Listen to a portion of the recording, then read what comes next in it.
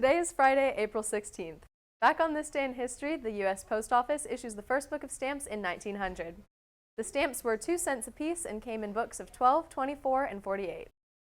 Sharpshooter and Darke County native Annie Oakley sets a shooting record by breaking 100 clay targets in a row in 1922. Baseball's the New York Yankees became the first team to wear numbers on the players' jerseys in 1929. National vaccines against the polio virus begin in 1955. Jonas Salk, who invented the polio vaccine, chose not to patent it in order to maximize the distribution of the vaccine. It's estimated that Salk would have made billions had he placed a patent on it. Newsman Walter Cronkite begins anchoring the CBS Evening News in 1962. He would remain at the desk for the next 19 years. But according to the Guinness Book of World Records in 1972, he is struck by lightning for the 4th of his record-breaking 7 times. The first birth of a surrogate test tube baby occurs at Mount Sinai Hospital in Cleveland, Ohio in 1986. Known for her country comedy and trademark hats with a $198 price tag on it, comedian Minnie Pearl becomes the first woman inducted into the National Comedy Hall of Fame in 1994. The deadliest mass shooting in modern American history happened at Virginia Tech in 2007, when a gunman shoots and kills 32 and injures 23 others before turning the gun on himself. All this happened on this day in history, April 16th. Don't forget on Monday that there is a senior meeting in the cafetorium at 10:20 a.m. All seniors are encouraged to attend. They will be going over the upcoming end of the school year activities. And also a reminder that all freshmen will be taking the I Learn Biology exam next week, on Tuesday and Wednesday during periods 2nd and 3rd. This will affect those teachers who have freshmen during either of those 2 periods. Yesterday in sports, the Union City Baseball Indians traveled to Tri-High and came home with the victory with a score of 22-0. The Indian bats were on fire as they pounded out 19 hits and scored 22 runs. Freshman Owen Dowler had 3 doubles and 2 RBIs. Others with multiple hits included Zach Falk with 3, Brendan Wright with 3, Hunter Clay with 3, Eric Triquez with 2, Camden LaFuse with 2, and Hunter Reagan with 2. Camden LaFuse had 5 RBIs and Brendan Wright had 4. The Indians had an excellent performance on the mound as Zach Falk and Owen Dowler combined for a 5-inning no-hitter. They combined for 9 strikeouts and limited try to only 2 base runners. The Indians did not commit an error. The Indians are in action tomorrow at home in a doubleheader with the county rival Winchester. The first game starts at 10 a.m. The Lady Indians hosted the Tri-High Lady Titans last night in a TEC matchup. The Lady Indians fell in a close match, 2-3. Carly Rissmiller was the Lady Indians player of the match. Results for the team were number 1 singles, Carly Rissmiller, 6-1, 4-6, 3-6. Number 2 singles, Hannah Fisher, 6-2, 6-3.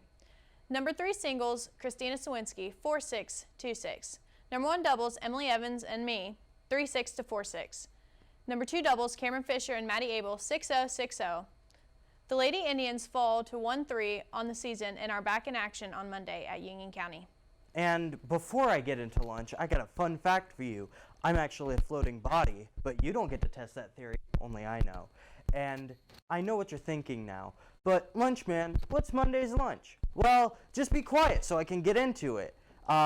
So now for Monday's lunch, thank you for being quiet, we are having a hot dog with mustard and maybe ketchup if that whole shortage isn't going on, broccoli and cheese, and pineapple. Don't forget about that not so fun fact I told you a few days ago, and milk.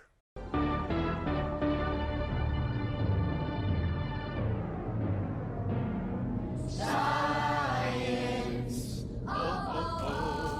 Good morning or good afternoon. Mr. Lynch here again with another Freaky Friday coming your way. Whether you guys are in Versailles, Winchester, here at Union City watching, hope you guys have a great day. 6th grade science coming with a demonstration that's a little unique. It's all about the ink inside a dry erase marker, which isn't water soluble.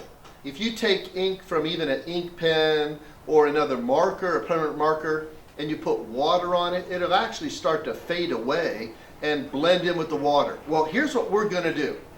I'm gonna take the marker, a dry erase marker, I'm going to draw a little stick figure in the bottom of my cup. And the idea is I want to try to get the stick figure that I draw to go swimming.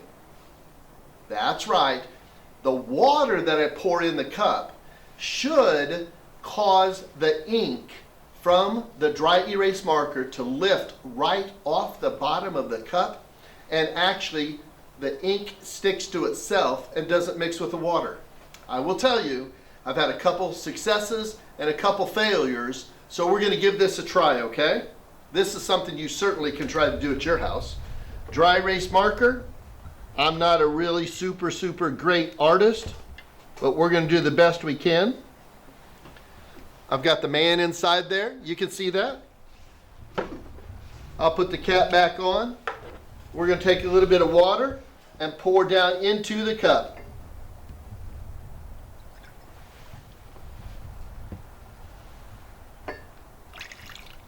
Can you see that? That dude is swimming. And he lifted right up off the bottom of that cup. And it's all together. The ink didn't separate and spread into the water. No, that ink actually came off the bottom of the cup and floated in the water.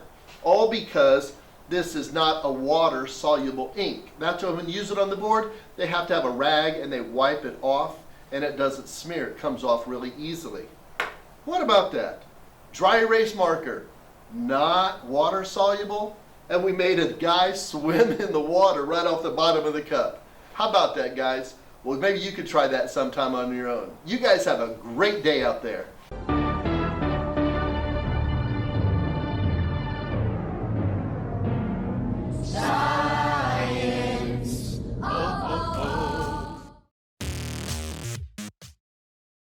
So, good afternoon.